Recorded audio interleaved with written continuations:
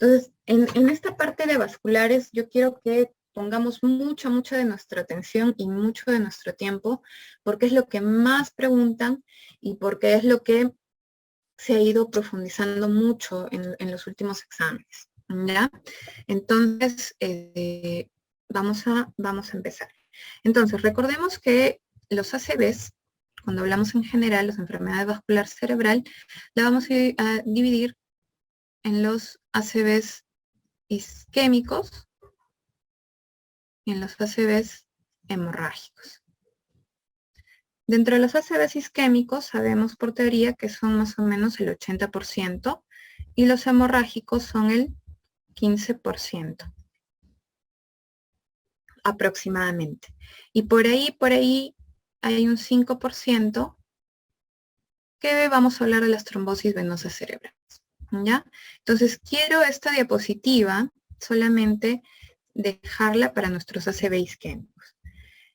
Cuando hablamos de la isquemia, la presentación clínica va a ser un síndrome focal, neurológico, pues, ¿no? Una hemiparesia, hemihipoestesia, ¿sí? Este síndrome focal agudo generalmente, que se presenta en pocas horas o de forma muy súbita, y que puede resolver o no. Si se resuelve en menos de 24 horas, estamos hablando de un TIA. Y si este da más de 24 horas y persiste la molestia, pues ya hablamos de los infartos cerebrales, ¿no? Y hablamos de infarto.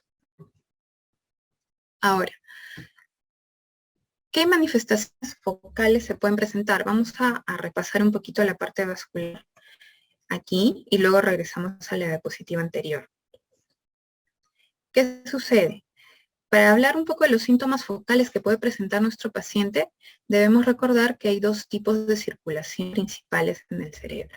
La circulación anterior, que depende del sistema carotídeo, cuyas ramas principales son la arteria superior y la arteria cerebral media. Las principales, digo, porque tiene algunas otras. Estas son las que tenemos que recordar. Y el sistema posterior, circulación posterior, que depende de la arteria basilar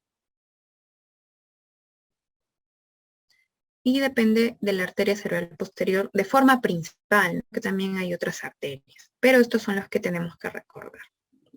¿Ya? Entonces, en la circulación anterior, como vamos a ver en esta gráfica, va a haber una afectación básicamente del lóbulo frontal, ¿sí? La arteria cerebral media sí tiene una gran extensión, va a abarcar lóbulo frontal, lóbulo temporal, lóbulo parietal, y la arteria cerebral posterior, el lóbulo occipital, y solamente una parte muy pequeñita del lóbulo temporal, la parte más baja. ¿Cuáles van a ser las manifestaciones?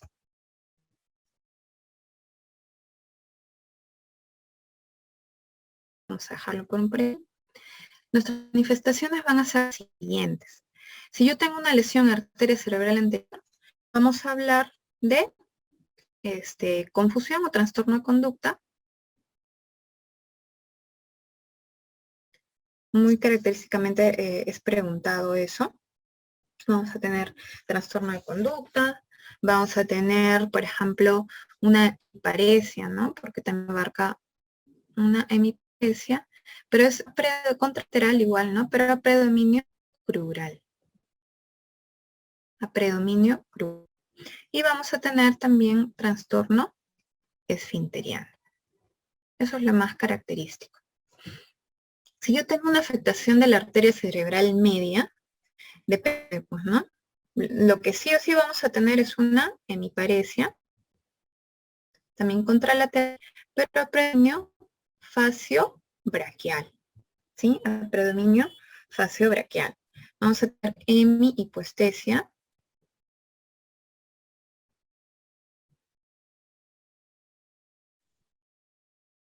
Claro. Depende si el segmento es M1 o no. Ahorita vamos a contar un poco más de eso. A grandes rasgos lo que quiero que recuerden es esto, ¿ya? Luego ahondamos un poquito. Hemiparesia facio-braquial, una hemihipoestesia, contralateral también. Si tenemos alteración del hemisferio dominante, va a haber afasia, Si tenemos del hemisferio no dominante, puede manifestarse con trastorno visoespacial, hemianopsias, hemiagnosias, ¿sí? Si tenemos, por ejemplo, problemas campimétricos, como ya dijimos, pues no van a ver las hemianopsias, perdón, o mejor dicho, las cuadrantanopsias, o hemianopsias, dependiendo de la longitud de la lesión, pues, ¿no? Si solo afecta el lóbulo parietal, una cuadrantanopsia. Si afecta solo el lóbulo temporal, cuadrantanopsia, pues, ¿no? Si afecta todo, sería pues una hemianopsia contralateral, pues, ¿no? También menos homónima. Y finalmente vamos a tener pues una agrafia con alexia. Esto sí es muy preguntado, bastante. Si hay alteración a nivel de la arteria cerebral posterior, vamos a tener alteraciones visuales, pues, ¿no? Una hemianopsia homónima, contralateral, pero que respeta mácula, respeta la visión central, ¿no? No se olviden. Y vamos a tener una agrafia sin alexia. ¿Ya? Eso es lo que vamos a tener. Acá preguntan, por ejemplo, preguntan si es segmento M1 o M2. Si es M1, generalmente la lesión es pues bastante extensa, pues, ¿no? Hablamos casi del tronco de toda la arteria cerebral media. Entonces vas a tener todo muy severo. Si solamente M2 puede ser regional, pues, ¿no? Más cortical, nada más. ¿Ya? Listo. Eso es lo que quería que recuerden en cuanto a los síntomas. Y si, por ejemplo, yo tengo alteración en la fosa posterior, en la circulación posterior, ¿qué vamos a tener? Manifestaciones, pues, tipo los síndromes alternos, como he mencionado, de lesiones de pares craneales ipsilateral, la lesión, y, por ejemplo, lesión de vía piramidal posterior, contralateral, ¿no? Contralateral. Síndromes alternos. Puede haber vértigo, puede haber diplopia, según las manifestaciones. No se olviden, el Wallenberg puede manifestarse con Horner, trastornos sensitivos, por alteraciones de tronco. Entonces, vamos a retornar a nuestra parte de teoría de los ACVs. Estábamos diciendo de que la isquemia se manifiesta como un síndrome focal agudo y teóricamente si dura menos de 24 horas hablamos de los ataques isquémicos transitorios y si dura más de 24 horas ya hablamos de los infartos establecidos. En los ataques isquémicos transitorios, ¿qué es lo que tenemos que tener en cuenta? Que generalmente la mayor parte de estos duran incluso menos de una hora, pero es necesario estudiarlos o tratarlos adecuadamente porque la recurrencia de estos puede ser a la semana muy con mucha frecuencia o puede manifestarse ya con un infarto establecido con un riesgo aproximado del 10% en un año, pues, ¿no? Entonces, ahí radica la importancia de las isquemias transitorias, que pueden los pacientes tener mayor riesgo de presentar un infarto en el primer mes durante el primer año, ¿no? Por eso es necesario tratarlos adecuadamente. Dentro de los factores de riesgo asociados, existen varios y el principal sigue siendo la hipertensión arterial. Este es el principal junto con la edad. Generalmente edad mayores de 55 años ya es un factor de riesgo para un infarto cerebral o para presentar isquemias. Otros factores de riesgo cardiovascular, por ejemplo, la diabetes, las dislipidemias, tabaquismo, por ejemplo, alteraciones cardíacas, de las cuales la más conversada y la más hablada y la más preguntada en los exámenes es la fibrilación auricular. Y a veces no te dicen el nombre de fibrilación auricular, a veces te dicen que el paciente tiene un pulso arrítmico o que recién le encontraron taquicardia, pues, ¿no? Como una fibrilación auricular descompensada, ¿no? De una taquicardia o una arritmia, ¿no? No te dicen fibrilación auricular. Pero dentro de las causas cardíacas o cardioembólicas, la causa más frecuente es la fibrilación auricular y algún tipo de valvulopatías. Los antecedentes de infarto de miocardio previo también es muy importante, ¿ya? Entonces, un infarto cerebral, ya hablando del infarto cerebral, lo vamos a clasificar de acuerdo a la etiología, ¿no? O de acuerdo a los factores de riesgo asociados, ¿sí? Entonces, vamos a tener los aterotrombóticos, vamos a tener por aquí los relacionados al corazón, los cardioembólicos, vamos a tener los infartos lacunares y pueden ser algunos criptogénicos. Criptogénicos quiere decir que no han podido ser no se ha podido estudiar la causa, no se puede encontrar la causa o tiene tal vez muchas causas, ¿no? Sin determinar. Entonces, los más frecuentes son los aterotrombóticos, más o menos un 30%, los cardioembólicos entre un 20 y un 25%, los lacunares por ahí también 20-25%, y los criptogénicos generalmente un porcentaje menor, ¿no? Aproximadamente 15-20%, aproximadamente, ¿no?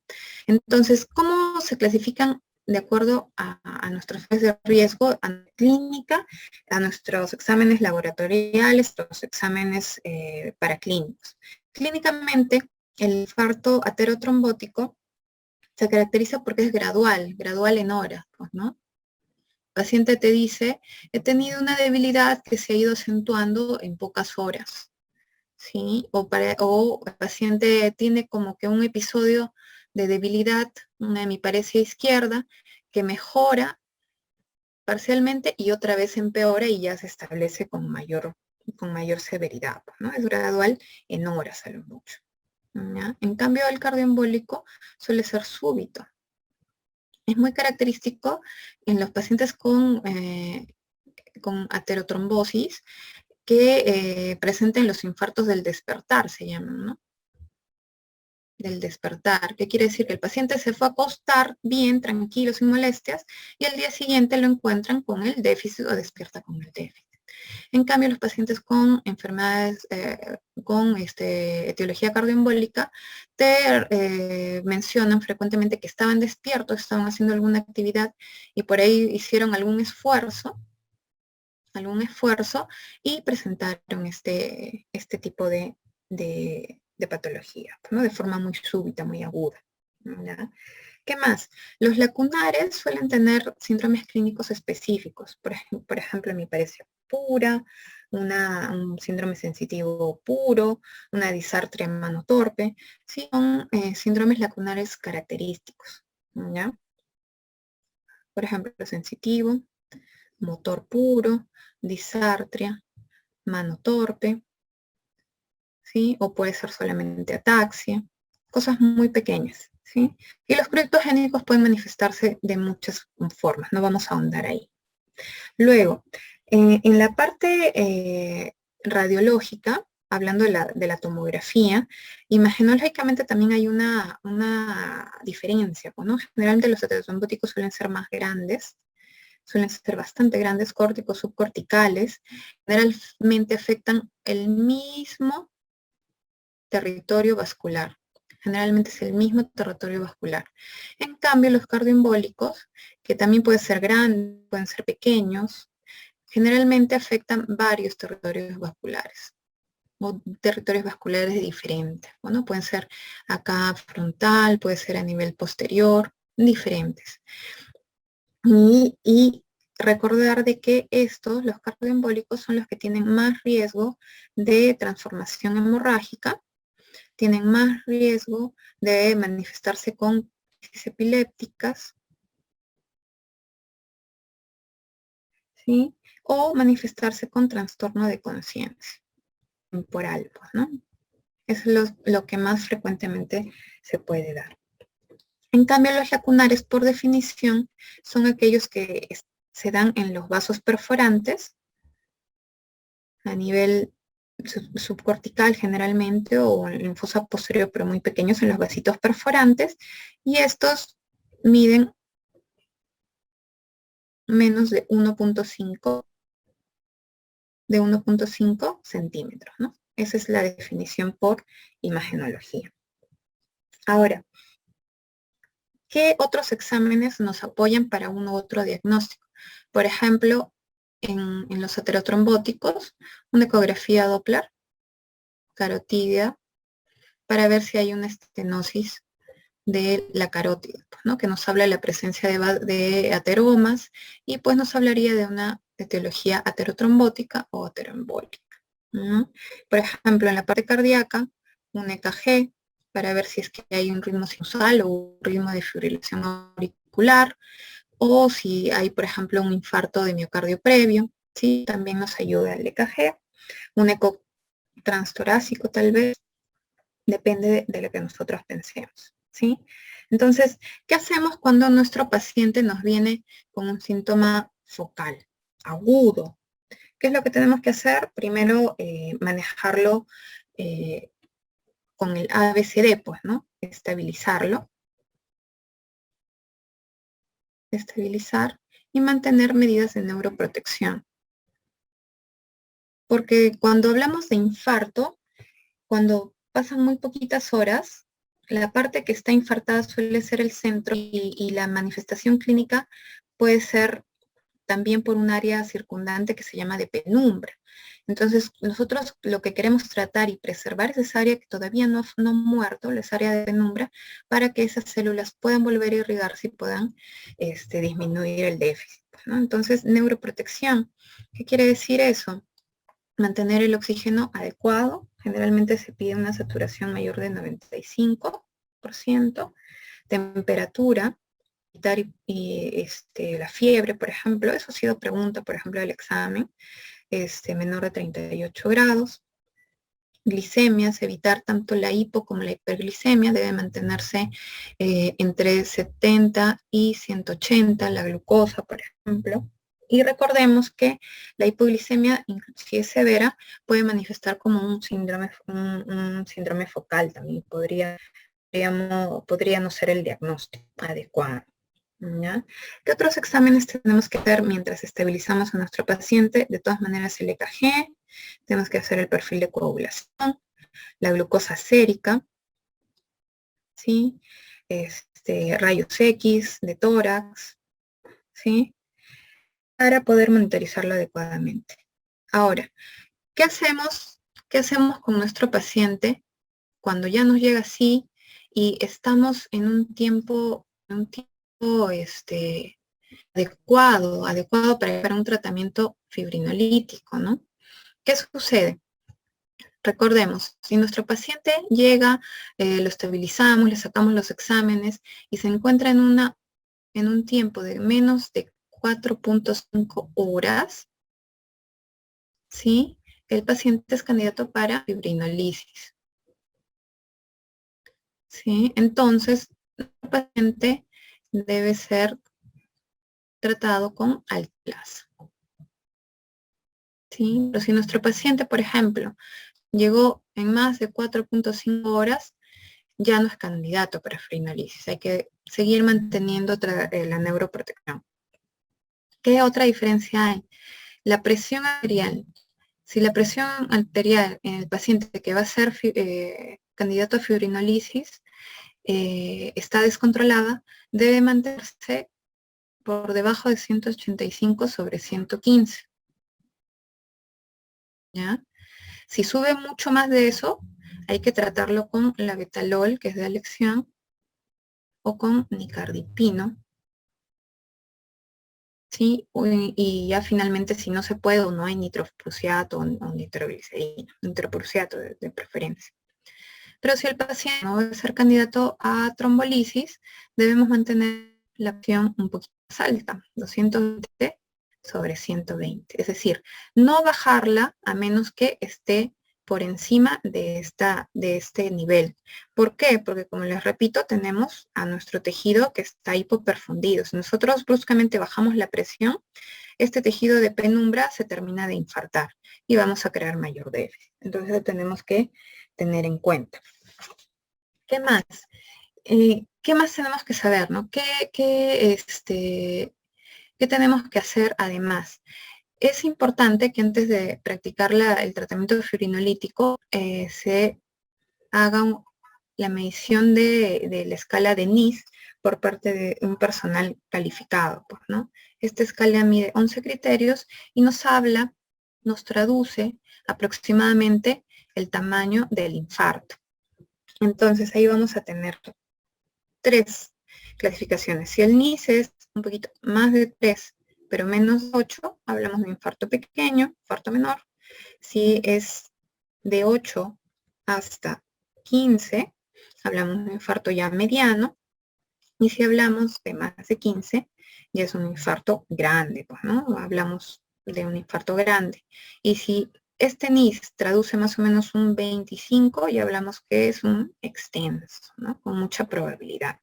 O sea, es un test clínico que se realiza en la cama del paciente y que más o menos nos orienta sobre el tamaño de la lesión.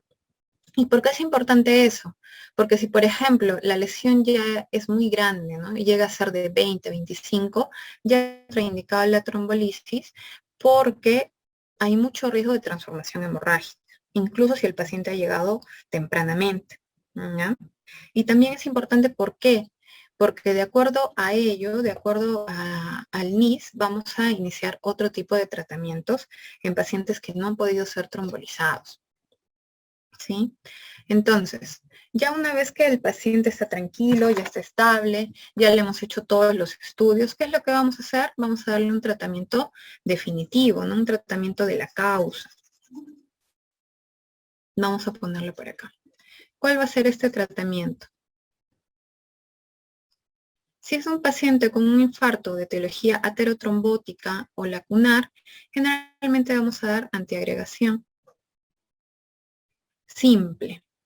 En algunas circunstancias, si es muy temprano el diagnóstico, por ejemplo, de infartos lacunares, puede darse antiagregación doble, pero solamente por 20 días. Y luego seguir con antiagregación simple. Eso es lo que hice en la última guía. Luego, si el paciente tiene un infarto de etiología cardioembólica, lo que vamos a dar es anticoagulación.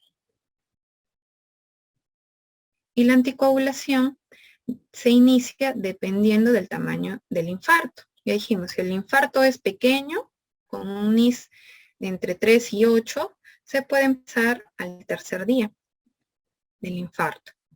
Si el infarto es mediano, con un NIS entre 8 y 15, se puede empezar al sexto día. ¿Sí? Es el doble. Y si el infarto es grande, mayor de 15, podemos empezar como que al día 12. ¿Ya? Siempre se inicia la anticoagulación, debe haber una tomografía cerebral previa, porque puede haber riesgo de alguna transformación que ha sido transformación hemorrágica asintomática. Esto también ha sido pregunta, ¿sí? Si el NIS es bajo, con un infarto pequeño, se inicia al tercer día la anticoagulación. Entre 8 y 15 al sexto, y entre el mayor de 15, ¿no? O 16 para arriba, al 12º día. ¿Y qué pasa si mi paciente ha tenido isquemia transitoria? ¿Qué hago con la anticoagulación? Se inicia inmediatamente, no hay que esperar más días. ¿No? Listo. Vamos a continuar entonces, perdón. No leí sus preguntas.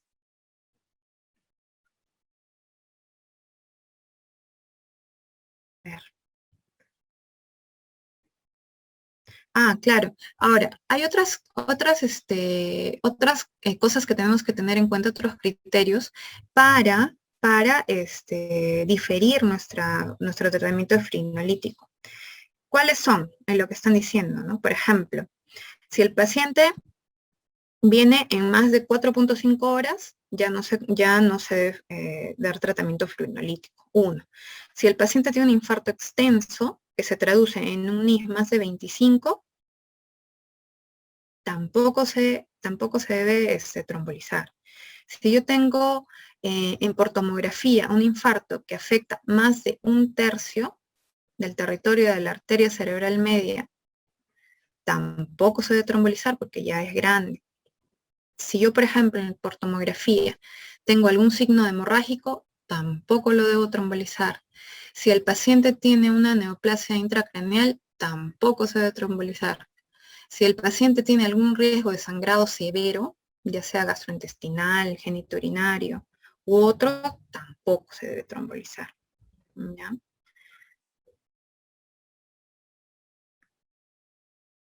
Si el paciente tiene un trastorno de coagulación severo, tampoco se debe trombolizar. Y si el paciente tiene una hipoglicemia, antes de trombolizar, si está dentro del rango, debe tratarse esa hipoglicemia, ¿no? Si tenían otras preguntas, van a hacerlo ahora, porque no he podido leer las anteriores y ya se me bajaron. En un NM cerebral no se puede trombolizar, pues, porque tiene mucho riesgo de sangrado, porque las neoplasias son muy vascularizadas generalmente. ¿Ya? ¿Tienen alguna? Un inhibidor de 8, entre 3 y 8 se puede trombolizar. Incluso algunas guías entre 4, entre el NIS de 4 para arriba sí, o si el déficit es muy discapacitante, ¿no? Porque, por ejemplo, puede haber un paciente que sea un médico cirujano, pues, ¿no? Y tiene solamente una hemiparesia que es braquial, pues, ¿no? Y para él, para lo que se dedica, es un déficit discapacitante. Entonces, eso sí se debe trombolizar. La presión objetivo es de 185 sobre 115 por debajo, pues, ¿no? La presión objetivo en pacientes que van a ser trombolizados debe ser menor de 185 sobre 115. Esa es nuestra presión objetivo si el paciente va a ser trombolizado o se está trombolizando. ¿Ya? Y se debe controlar la presión cada 15 minutos, al inicio, luego cada hora y y las primeras 24 horas. Porque si se sube mucho también hay riesgo de sangrado. En cambio, la presión objetivo para los pacientes que no se van a trombolizar, como les dije aquí, es solamente en la fase controlarla a través de la betalol o nicardipino también, solamente si sube mayor de 220 sobre 120. Y ya en la fase estable, cuando el paciente ya está estable, está definido, se debe bajar solamente 15% el primer día y así sucesivamente en el transcurso de los siguientes días. ¿Ya? Solamente un 15% de la presión que presenta en ese momento. Sí, está. Sí, algunas guías dicen 185 sobre 110, la última dice 185 sobre 115. Es variable, pero no hay mucha diferencia. Si les preguntaran específicamente las dos, por favor escojan 185 sobre 110. Si les preguntan específicamente entre las dos.